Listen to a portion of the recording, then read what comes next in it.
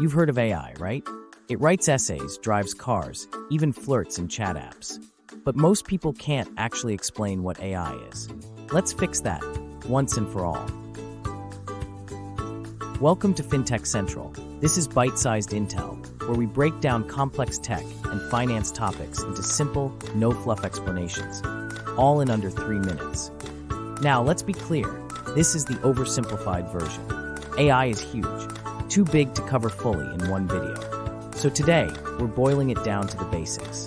In upcoming episodes, we'll dive deeper into how AI really works, like machine learning, neural networks, and large language models. So what actually is AI? At its core, artificial intelligence means machines doing things that usually require human intelligence, like recognizing speech, solving problems, or making decisions. But it's not magic. It's math. AI is built on rules, logic, and data, lots of data. Instead of programming every instruction, we teach machines to learn patterns from experience.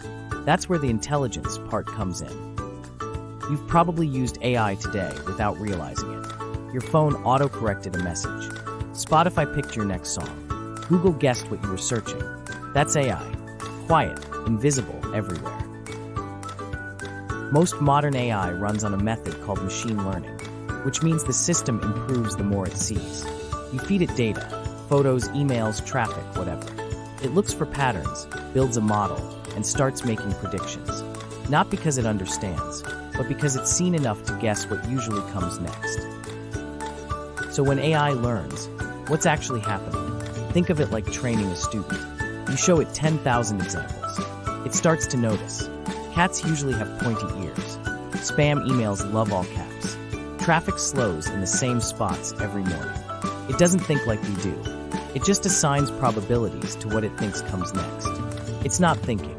It's guessing with math. Not all AI is built the same.